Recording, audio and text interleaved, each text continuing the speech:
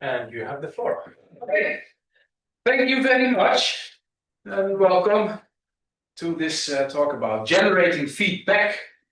I'm planning to give this as an invited talk to the Trends in Functional Programming in Education in January, so it can be regarded as a kind of dry one. That's why I also have prepared a slide about me, but you already know me, so let's just go to the next slide. So yes, we're going to talk about how to generate feedback. So, and feedback is really important if you want to learn something. So it's not the only thing that's important. So a student needs to be motivated. She or he needs to want to learn. And of course, a student needs to take responsibility for the learning. And another aspect that's really important is practice, right? So you need to practice in order to learn something. So in the domain of programming, you can read all the books there are about programming, but you really need to practice it to do it. So reading the books, absolutely, you will learn something, but not enough. So, and while practicing, it would be really nice that you get feedback on what you have been doing. So, and feedback, so John Hattie, he's an educational scientist, a big shot. He says the most powerful single modification that enhances achievement is feedback. So feedback is really, really important. And so, and it's, you need to get some kind of loop, you need to have some feedback. So when you're driving a car, you want to also have a feedback so that you steer, that you know where you're going. And it's the same when you're practicing, you want to get feedback. Am I doing things in the right way? So feedback is an important aspect for learning. And it has, so John Hattie has done research. So research has shown that if you get immediate feedback, so feedback while you're doing the exercises, that is to be preferred. So, and that corresponds quite closely to our intuition. So when you're doing an exercise, if you get immediate feedback from a teacher or from a tool, that's to be preferred than if you're doing an exercise and getting feedback about it weeks later. So if we have our exams, the exams grading, it can be regarded as a kind of feedback. Well, then you mostly have forgotten what the exercise was all about. So we want to do that while we're doing an exercise. But yeah, giving immediate feedback, so while doing an exercise for a large group of students, that can be quite challenging for a teacher or a group of teachers, so a teacher and teaching assistants. So that's what we like to generate feedback. And so we've been working on this, and it's called Ideas. So it's the Ideas project that has been started way back in 2007 or 6, something like that. And the Ideas is an acronym for Interactive Domain-Specific Exercise Systems. That's something that Johan Juring came up with. So here is a bunch of people. So Johan Juring, Bastian Heren, and the younger version of me. So we started working on this, and our goal was to use software technology, so things that we have developed to improve learning and teaching. So I joined this research project when I started my PhD at the Open University and Utrecht University. So we have had quite a few members during the years, members who joined and left. But Johan Juring, the one in the middle, and Bastiaan, Josje Lodder, and Hikke have been the core of this project. So we have developed many tools, so a library which I'm going to talk about, but also tutors, and written many papers about it. So what's then the purpose of this talk? So one of the artifacts of this project is the Ideas library. It's a library written in Haskell, which you can find on Hackish, which you can use to generate automatically semantically rich feedback. So I'm going to introduce the concepts that are present in this library. So rewrite rules, strategies, exercises, domain reasoners, and so on. I will explain what these concepts mean in more detail. And so during this talk, we're going to develop a small domain reasoner together for a particular domain and use that to generate feedback. So there will be some Haskell code flying around. So this is dry run for the F3 talks. I don't think that's problematic there, and it's not problematic here. Whatever. So it's nothing fancy, but some Haskell code will be shown. So and hopefully by the end of the talk, you're all foaming at the mouth saying, I'm going to use this library and for my own domain and implement the domain reasoner and generate feedback. So if I try to convince you to have a look, then well, I've succeeded with this talk. So if there are questions, please ask questions whenever you like. So a little disclaimer. I'm not the main architect of this library, so I've contributed quite a lot to it. The main architect is Bastiaan Hieren, more about Bastiaan later. Johan has contributed, and I've used it quite a lot. I'm the main user of this library, but I'm not the main architect, so I don't want to take all the credit for the nice things that I'm going to show you.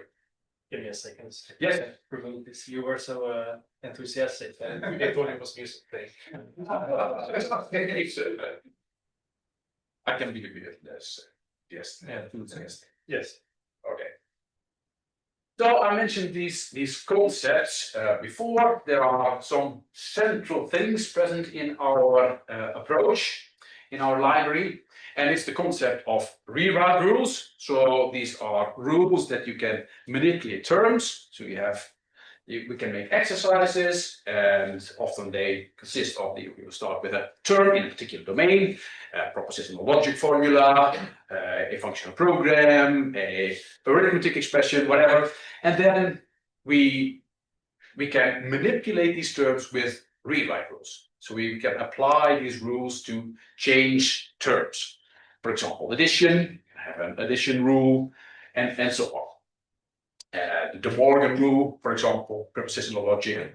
And these rules, we use them to model the steps that a student can take, so that we can give that as a hint, as feedback to a student, and also to recognize what a student has been doing. So these are the basic building blocks, so to speak. So in addition to normal rewrite rules, so steps that we want to teach a student, so do these kind of steps, we also have a body rules, so to say, which we can model common misconceptions. So if you have the De Morgan rule, then a common misconception is that you don't flip the operand, right? If you have fractions, if you're going to add fractions. So a common misconception is just adding the nominators and denominators. That's something that a student who wants to learn how to add fractions probably does. And if you can recognize that, that's really good, because then you can explain in detail what a student has done wrong. So these rewrite rules are the basic building blocks, and we can compose these rewrite rules into strategies. So often a whole set of exercises can be solved by a particular procedure. So a sequence of steps to solve an exercise. So first you have to change the denominators before you can add fractions, and so on. And you can, with the aid of this library, can devise strategies to express these procedures. So you capture the procedures in a strategy. So how you can do that, I will give an example of that. And we use this strategy then to calculate, so to come up with this feedback. We can do that on different levels. And a nice thing is that these strategies are compositional, so you can use strategies as they are in a different strategy. So you can compose also strategies with each other. Another concept is views and canonical forms. So while we were developing these things, we noticed that when defining rules, it can be quite tricky, quite hairy. It can get quite hairy quite quickly. For example, if you're making a rule for adding fractions, then you're going to pattern match on a fraction, and then with an addition in between. But what if you have a and well, subtraction, which is nearly the same. Or what if you have one of the denominators or denominators is a negation? Then it doesn't match anymore. But these are in essence the same rule. So if you're then going to make multiple rules or use a very elaborate form of pattern matching, it gets really, really hairy. So, and the way to solve this is to use views. So views that are developed by Philip Butler and use canonical forms. And you transform a term into a canonical form, then make your rules on that canonical form, and then you can translate it back. Okay.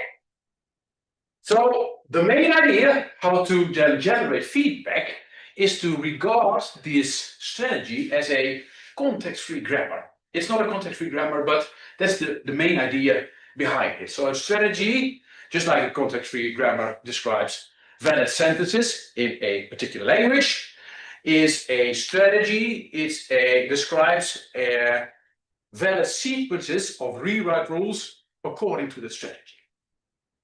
So, and there can be many sequences that you can use to solve a particular exercise. So, and then tracking, so where a student is, so we can recognize and also give as feedback the steps that a student has taken or needs to take. So we know, so it boils down to a parsing problem. So we know where a student is in the steps to solve a problem. So if you want to provide a hint, that corresponds to computing the first set. So the set of symbols that can come next. So these are then the steps. These are the steps, the rules that can be applied when a student is at a particular location in a strategy. And if we want to diagnose, so a student submits something, then we can just apply this step ourselves and compare it to what the student has submitted and what we expect. Okay. So let's make a small domain reasoner for arithmetic expressions. So first, if you want to use this library, so it's like a domain-specific language in Haskell, embedded domain-specific language, you have to define the type of terms that your rewrite rules and your strategies is going to be applied to. So you have to model the domain for the domain reasoner. And in this case, we model a simple arithmetic expression language with the addition, unary negation, and constants. So we make a data type that captures this expression language. And here, so this is all bread and butter for you. It's all very, very simple. So here's an example. Value of type expression, the addition of the constant 5 with the negation of the constant 2. And so we need to model, using a data type, the domain. And then we can define, so these basic building blocks, rewrite rules. And these rules, and also later these strategies, they are parameterized over the type of the domain. So here we have a rule, the add rule. So we have a function, it's called make rule, that takes an identifier and then the actual rewrite rule that we want to have. And the type of it is a rule of an expert. So then expert is the type of our domain. So, and the make rule expects a function of an expression to a maybe expression, so it may be applicable or not. So, and in this case, we use pattern matching on the add constructor, and if there are two constants, then we just return yes. Sorry, so the expression data type, that's the student's code, basically, or no? So the students write, so I don't use this, so they don't need, this is not done in Haskell, I will show you. Okay. So students don't write directly in Haskell, so it's the teacher, you, that develops the domain reasoner with this in DSL in Haskell. But then you can make a a tutor, well, with whatever technology you like. So students don't write Haskell code, they write arithmetic expressions, and then you need to supply a parser so that you can go from a string to your expression type. And you also need to supply a cryptic vector. But there are many things that you get for free. I'll show you. Good. So and this is, yeah, it's the addition. You just return a constant with the addition of x and y. In all other cases, it's not applicable. And you can give a description for a particular rule. So that's going to be used when giving feedback. So if you want to have a next step, you can give a description there. There are different ways to add feedback to a particular rule, but this is one of the ways. So there are also other functions you can also have from with a return type of a list. If you have multiple results, you can have, there are different make rule functions. So negation, it's in essence the same. So you have a description, and then you have a rule for negation. You pattern match on the negation, and then you just apply the negate, unit negate function to a constant. Questions? No? Okay. So the presentation I just showed you, it's a literal Haskell file. Go up a bit. Here you see the expression, data type, and here the examples. And I can load this literal Haskell file. C, and then you have these rules available. As you, and we can, for example, apply the add rule to an addition of a constant to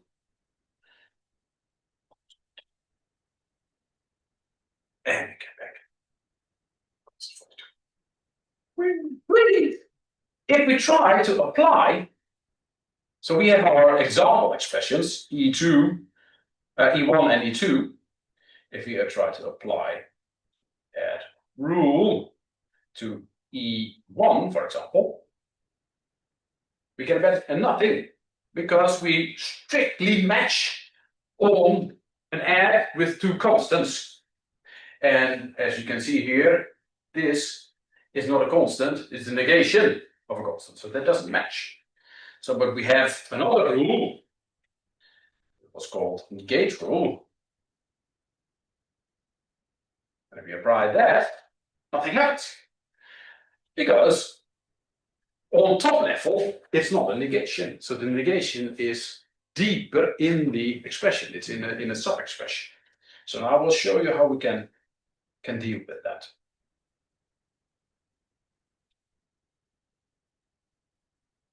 Next. Okay. So now we have these rewrite rules. So and this is a very small domain. So of course, if you were to make a domain reasoner on your own, there will be many rules or many steps you want to model that we want to teach the students. And we can compose these rewrite rules into a strategy. So then we can express a procedure, so a sequence of steps that a student needs to take. So here we have an example of a strategy. There we have a choice, so we have many combinators, but one of the combinators is a choice. Then we can say either do this rule or do that rule. And those of you who are familiar with parser combinator libraries will see there is a large resemblance in these combinators. And so we can as well label strategies. So we can also compose strategies. We can compose strategies. So we have a choice between different strategies. We can have a sequence of strategies and so on. And we can label strategies to mark positions in a strategy. So then if a student has taken a number of steps, then we know exactly where a student is, and we can attach feedback to these labels. So if a student is trying to do the add or negate, then we can give a detailed feedback message. And we can apply strategies as well. So we can apply strategies to these terms.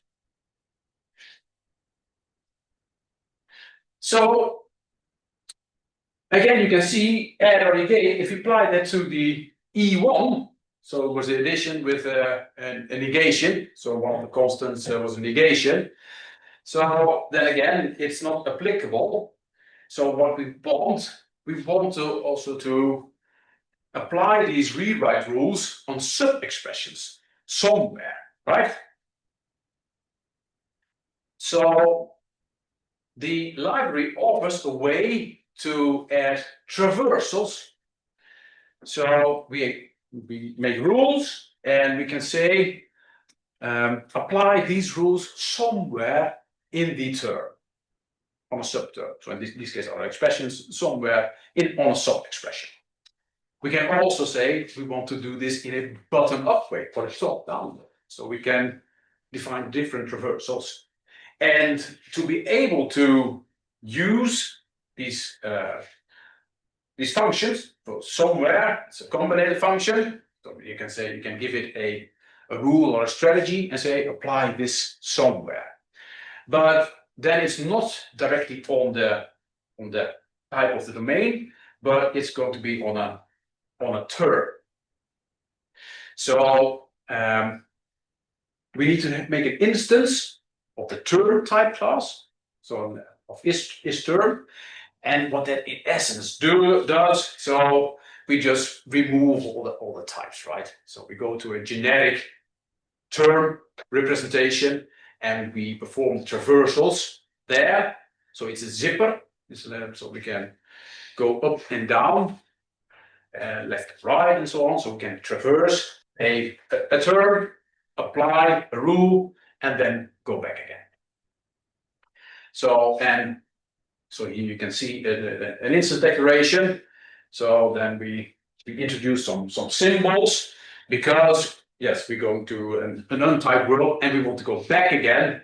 Then we of course need to have information. Aha, this was an add, so that we can construct an expression again. And this is generic, so it's not tied to the expression language, but it can be for any. Trust me. Why do you have to convert to a term? Why don't you work with the original type? And one way is that for every type you define a recursive function, or maybe you can use the data. Yeah, so this is the implementation. It's very general, so it demands that you build a navigator. If you want to do it directly on your expression, that's also fine. So, but this is a generic.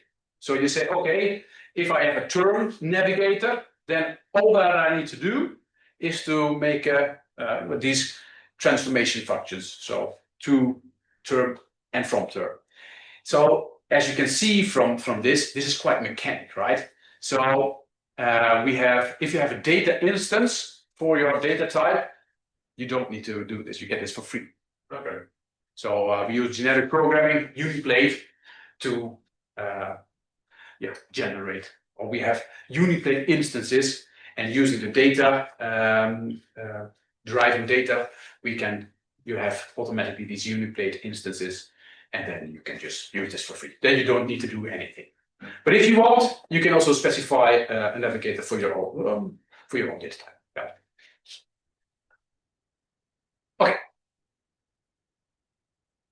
So putting things into context. So if we then want to have to apply this add or negate somewhere, so we can use these traversal combinators like somewhere, but these are not used directly on expressions on the domain type, but on a context of that type.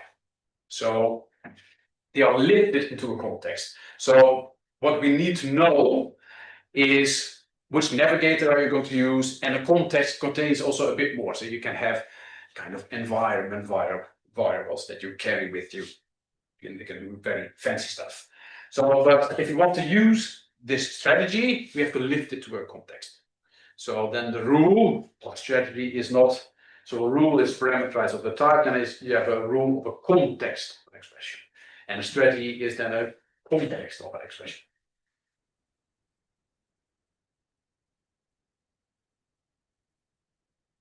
So type equal strategy. So it's not directly on an expert, but on the context of an expert. But there are no terms here, so No. So the terms, they're all hidden.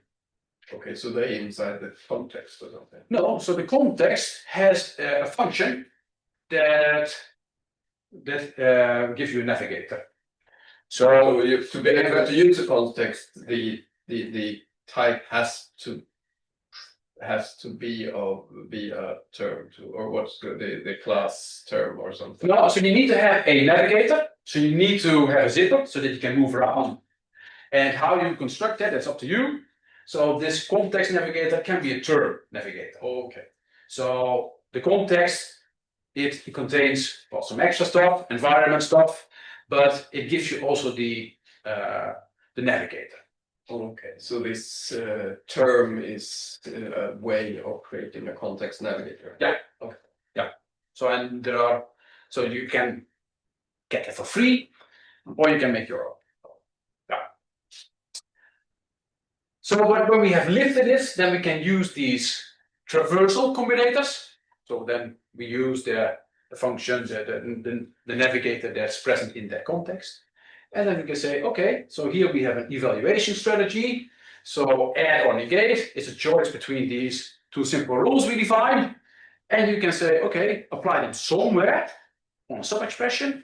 And repeat is another strategy combinator present in our library. Say exhaustively do this until no rule is applicable anymore. And with this strategy, we can solve the exercise, and we can rewrite these simple arithmetic expression terms. We can use then this strategy to make an exercise. So the exercise is also parameterized over the domain type. We give it an ID and a strategy. We can specify the navigation term navigator and pretty printer. So this is a very basic exercise. So on the next slide, I have a bit more advanced. So if you want to use this for real, you need to supply some extra stuff. And the extra stuff is you need to supply an equivalence function and a similarity function. And you can, well, you can have, you can define a parser, pretty printer, examples. So you can also have quick check generators there. You can generate as many exercises as you want. So why do we need these extra things? So equivalence, so you might say, oh, we have already a strategy that can solve this. But it's very good that we have a function that has no connection to the strategy, so that you can also validate your strategy. For example, if a student takes a step that is not a rule that we would expect according to the strategy. So what do we do then? So what we want to do is we want to check, is this term still equivalent? So if it's not equivalent, then okay, so we know you've made an error, you've made a mistake. And in this particular example, we just use a small evaluation function. And you can argue, yeah, but this is exactly what the strategy does. Yes, that's what the strategy does, but well, for other domains, it can be more elaborate. So, but then you can check whether the term is still equivalent. So then you can give that as feedback also to the student. So then you can say, you took a step that I didn't expect, but your term is still equivalent. So you can a teacher has a choice. You can just let the student continue. You can also force the student. No, you need to make a step that's according to the strategy, and so on. And similarity, so similar, we use that to determine if the student has not made enough progress. So say a student submits the same term again.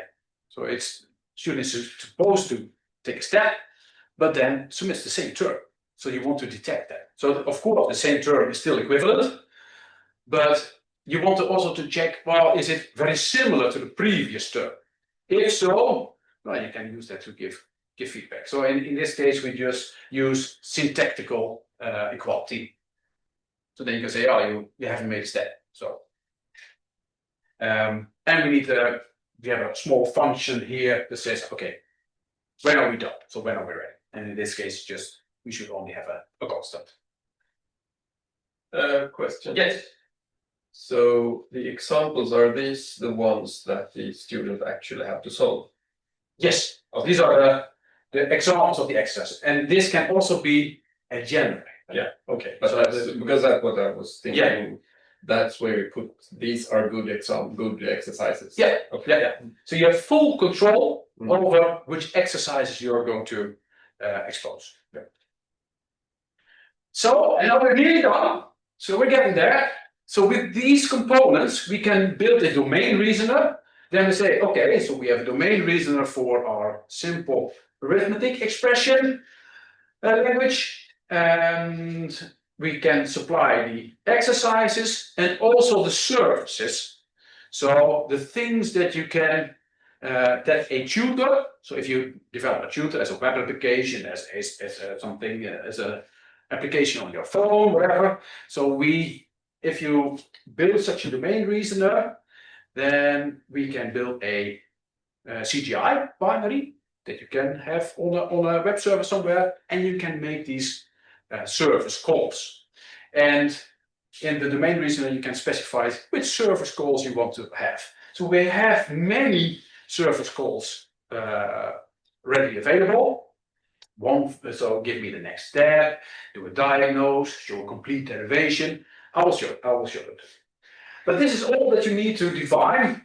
And then you say, okay, I have a default main, and you supply the domain reasoner, and then you can build it, and then you have a CGI binary. And here you can describe many things. But now we have this in place. Let's build. So as I mentioned before, the presentation is a little Haskell file, and we just build it. Make is just very, very simple. It just calls GHC. And now we have a CGI binary, so which we can then place on a web server, but we can also run it locally. We can ask for help. Then it sprints, well, these nice things that you can do, these flags that you can give to the binary. And one of the options is you can input a file. So with the CGI binary, you can communicate with service calls in either XML or JSON, and also with these files. So for example, I have made an example file called derivation.json, and it says, okay, this is the method that I want to use, derivation. So it's one of these services that we supply, and this is the exercise, and this is the term. And then we can just run our CGI binary with the flag of file derivation. And then we get back, okay, this is derivation. So first you apply negate, and then, so then we'll rewrite this into 2, and then you apply the rewrite will add, and it has as a result constant 3. Many more. Diagnose. So say you have this exercise, you have this term, and this is what a student submits. And then you want to recognize that the student applied the negation rule here. Then I can have this, diagnose, and it says, okay, this is something that this is something that I expect. And here you have different options. So this can be similar or unexpected. It can be a buggy rule and so on. And this is a kind of a state description. But here say, okay, there was an application of a rule that we expected. And well, this is the rule that we recognize, eval.negate. what happens if there are many possible ways to come from the input to the student solution? So you can also show all derivations, and if there are maybe also in a diagnosis there can be different ways that you can recognize, then you get a list. Okay. And you can also for the steps. So give me a first step. You can say, okay, give me a first step, or give me all steps that I can take. And there are textual variants, but I will talk more about that.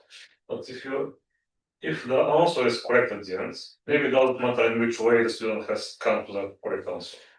But if you have, for example, additional fractions, or something more complicated, and then you add this incorrect row where you add the denominators, so then you will get this incorrect row you can apply in many different places, and then the answer is wrong, but it might be wrong because this row is applied here or there, and you don't know where exactly the student made a mistake. Can you detect that? I don't know.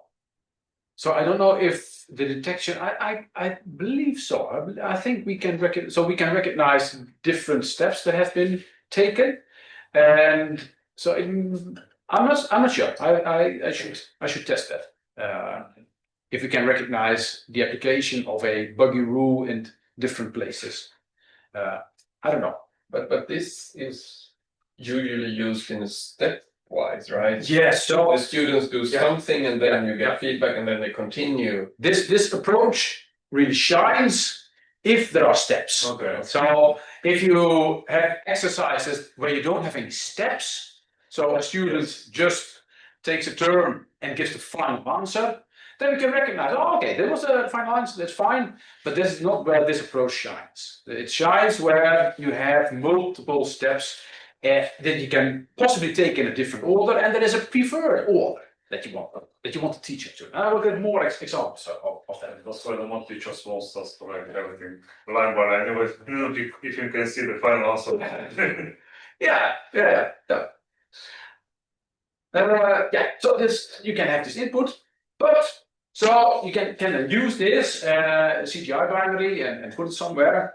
But if you don't give this CGI binary any input, if you have it on a web server, it will spit out HTML. And I can Docker run, made a small Docker image, and then we can here, and I don't see, it's sorry. Doesn't work.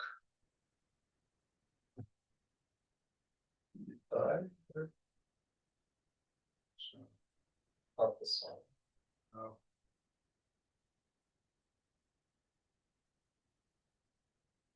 Right. So then it spits out. So this is, so we created a couple of lines of code that we developed together in this literate hexagon file, and it spits already out this. So this can be used to inspect your strategies and to play with your domain reasoner. So here you can see the exercises. So these are the two exercises that we have defined, the basic one and the full one. And you can have a look at it. So does it have any bugging rules? You can look at the strategy, XML form. You can have a look at the rules, constraints, lots of examples. And here you can say, you can click on an example and you can give input, so simulate student input, or you can use these methods, so these services that we supply to our domain reasoner. You can say, okay, give me now the derivation, and it will show you, okay, this is, you apply the eval negate and the eval add, and so this is very simple, but for all the domains, well, there are many more steps you can have. So all the derivations, so you can, we had a rule add or negate, we have an expression that you can solve in different ways. You can create a test report, and you have a description of all the services. So there are also meta services. So give me a list of all the exercises that are present in the domain reasoner, and so on. But this is really nice. So it's not much code, and you already get a nice domain reasoner that you can interact with. Yeah, Freek. How much is on the teacher to input sort of the domain? Or can you also, if you supply a parser, add rules via such an interface? So the teacher, needs to write Haskell code. Okay, Yeah. So it's an embedded domain-specific language, but many things you can get for free. So the things that I showed you, the term, you don't need to write that, but you need to have a parser. Pretty printer, you can just use the show function, and if you have simple data type declaration, you can read the read instance, which I used in this case. But realistically, then if you want to, I will show you a domain for prepositional logic where we have used this library extensively. Then we have it was a teacher at the Open University that developed it, who was not an expert in functional programming, but together with an expert in functional programming, then they've built this domain. So you do have a use case of someone who, with assistance of a functional programmer, could use it. Yes, yeah. But not of someone who, without assistance of that programmer. Then it's quite hard. It's not impossible, but yeah. You just have to learn functional programming. Yeah. You can use the tool for Okay, so we have many. So I showed some strategy combinators, but there are many more. So the basic blocks are rewrite rules. We can have sequence choice. We have unit elements of these sequence and choice. So a strategy that always succeeds always fails. Labels, very important, that we can mark positions in a strategy and tie that to specific feedback. We can have these traversals, interleave. So if we have different strategies, do some steps of this strategy, interleave with some steps from another strategy. We can mark things atomic. So these steps should be done in sequence. So no interleaving is going on there. And yeah, it's a DSL, and you can make your own combinations if you want. This is a more elaborate, so the strategy that I showed was quite simple. This is more elaborate strategy, so that that we use views and so on. So I don't go into details, but yeah, you can make these rules and strategies can be more advanced.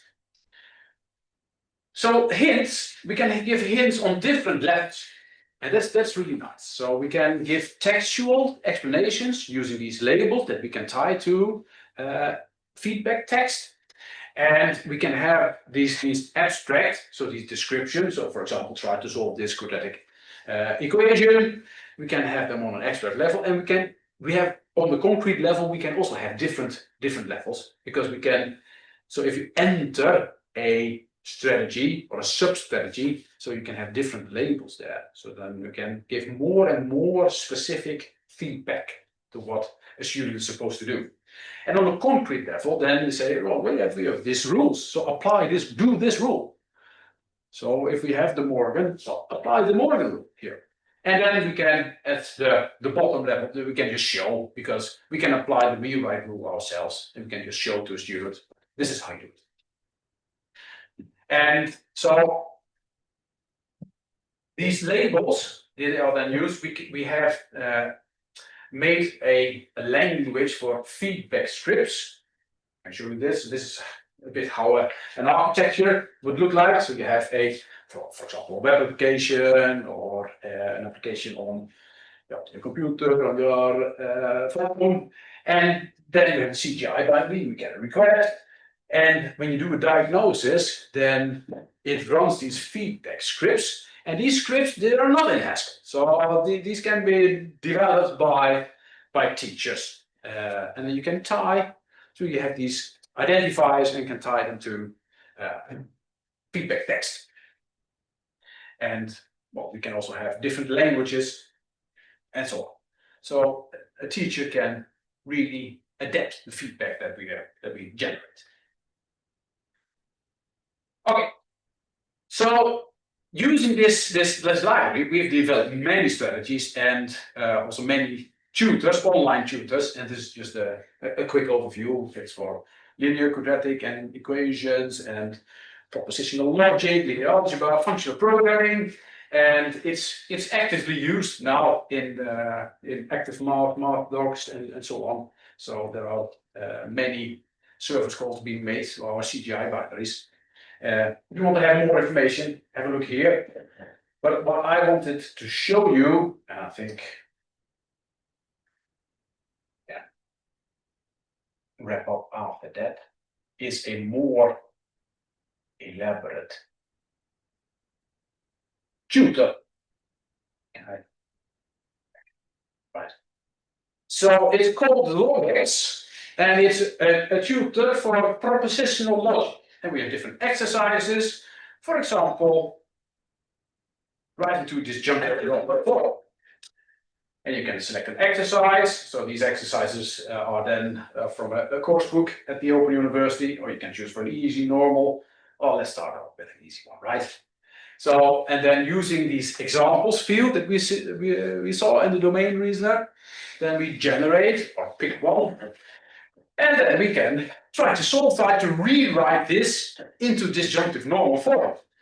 And so we can try here. So here we demand that we, this tutor, we need to choose the rule that we apply. So I think this can be rewritten to true, right?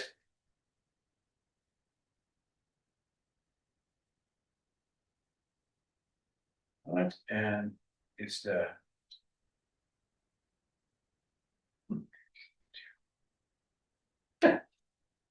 So why do you need to edit the term and also specify the rule? That's the way the teacher has chosen to do this. So you can, if you have an on domain, it's up to you. So if you can, so in this case is Joshua Wonder, who's the teacher. She really wants to say, okay, this is the rule that I want to do, because then you can text. So you can say, okay, you tried to do this rule, but you didn't do it, right? But it's up to the teacher. So you can also Do something wrong now. right. So we can do this. So this you must indicate absorption. This is not good. If I just say, oh, nah, this is incorrect. Okay, Okay, that was helpful. but use implication definition. Okay. So change out the drop down to implication definition and leave the term the same. No. So then you have performed an incorrect step. But this is very, like the feedback here is very unhelpful. You have performed an incorrect step. So is that a teacher who has not? Yeah, you can add whatever you want there. So, but in this case, I would say, okay, show the step. Yeah. But I meant that like the feedback, the immediate response you got was like just the same all the time. You have performed an incorrect step. So how easy is it to make that immediate feedback helpful, contextual? Yes, you can change the text, but you can also incorporate so what the current term and what the student has submitted. So you could change this to well, the term was, and you gave this as an answer, but you should have done this. But it's up to the teacher. Yeah. So then, if you do that, then you already give the answer to the student. Perhaps you want to wait with that. Yeah. So, but I was thinking how easy is it to make a contextual, or do you have to like? Is it a lot of programming? No. That's really easy. Yeah, but that's up to the teacher. So you can have a complete derivation. Say, okay, this is what's cheating. This is what you should have done. And so, what if you do a step which is formally correct? Like you apply a rule which is formally correct, but doesn't lead to the solution. So then again, it's up to the teacher what to do. So in this case, if you do a step, so then it's equivalent. Then you can say, okay, you've taken a step which is correct, but I don't recognize it. So it's not an expected step. So if you then, so this uses the diagnose service. So the diagnose has different, different replies. So it can be either expected, it can be a buggy rule, or it can be correct. So then, well, it's still equivalent, but we don't know what you've done, and that's there may be such cases, and then it's up to you as a teacher what you want to do. You want to say, okay, you just let the student continue, or you can say, no, I'm enforced. I want to learn students how to solve these kind of tasks with a particular strategy. So for solving equations, so linear equations, so we also move constant to the right. So there's always a particular strategy that you will do. So let's say I want to give the student the opportunity to just do apply any correct rule in the way I want, and then after a while, if the student has done like 10 steps, every step is syntactically correct and so on. But then, okay, I don't know how to continue. I want a hint. Can the system then go back and see, in this step, in step 3, you should have done this?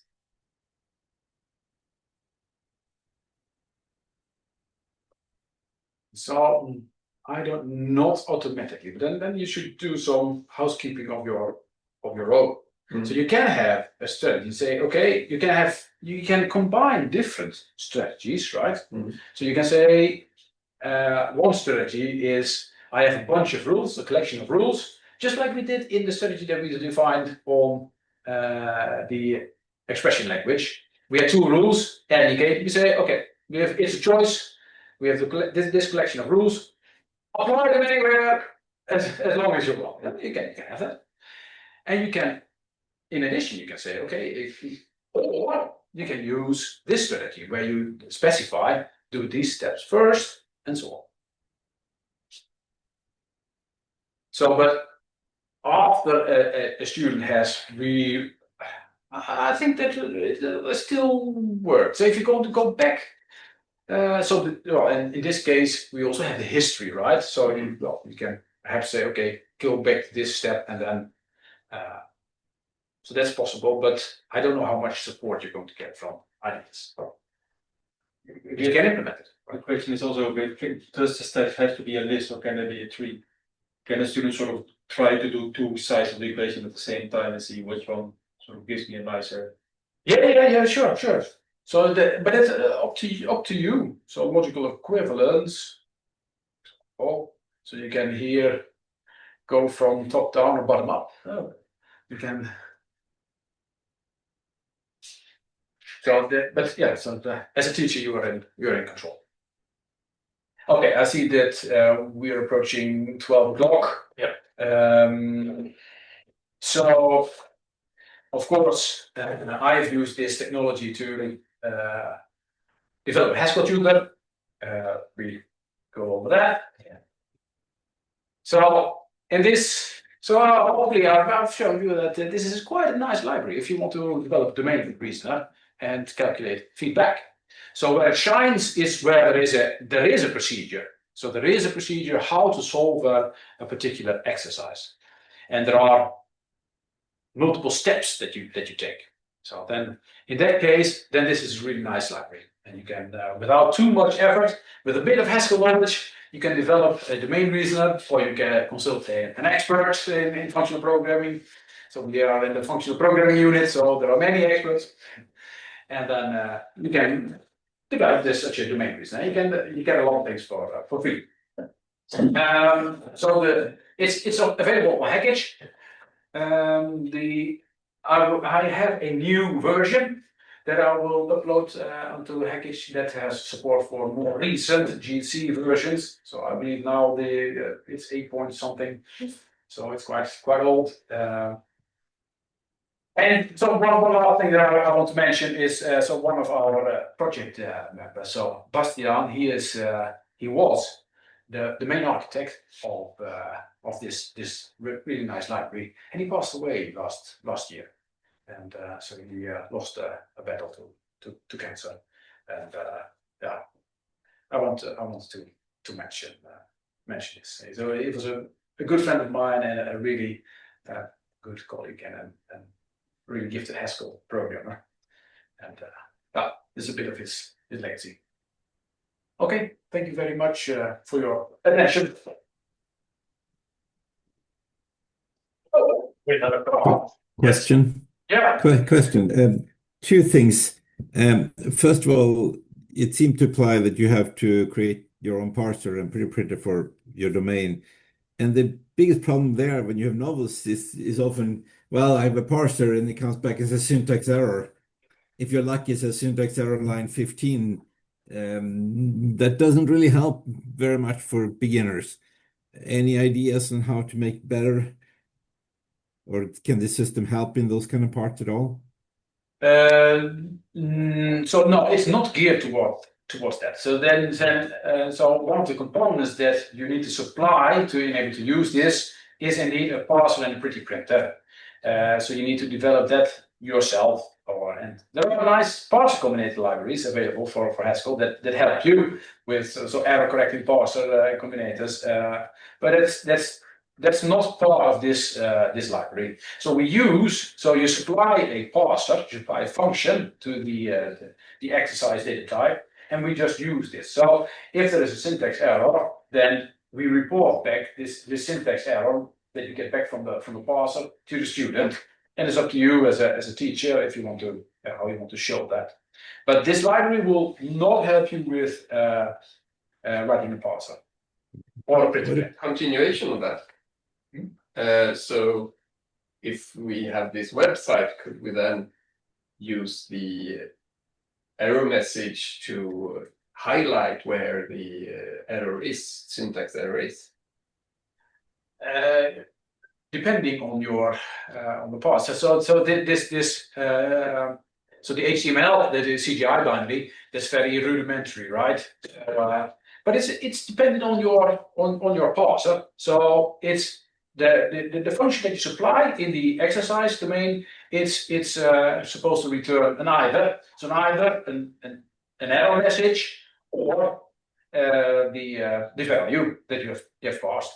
And in the error message that your parser that you need to supply yourself, then you can be very specific. So in the case that so I use this library then for Haskell. So I use the parser front end from the Helium library.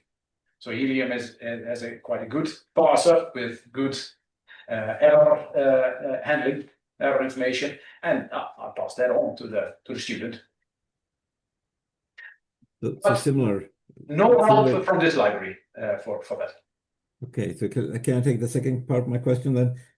Syntax error is not so really supported, but what about, let's say I'm doing a tutor for a programming language or a subset of a programming language that has type checking. And one of the biggest problems for beginners is you get this wonderful type error that is completely obscure. And in particular, if you have overloading, you have lots of funny strange, and you have no idea what mistake you made. Does it help you at all in this part? Can you write something to make that easier? No. So this is only focused on the rewriting part. So it's not focused on the type checking is again it's more on the parsing, not just after parsing. And in case of Haskell, yeah, again I reuse the type checker from Helium, the Helium compiler, and GHC's compiler to keep. Yeah, and these are horrible. So especially GHC, they can be horrible error messages, but this library is not going to help with you with that. So it's unfortunate because the type of type error beginners do is often the one that generate absolutely horrendous error messages. Yeah, absolutely. So a solution to that may be to I've thought about that is to perhaps have an alternative prelude. So where you remove the traversables, the foldables, and all the things that make life miserable when you're just starting out with functional programming using Haskell. Having an alternative valued would be perhaps helpful there, but it's a difficult question it's a difficult thing to solve generally. Okay, thank you. Okay, no more questions. We thank the speaker. So you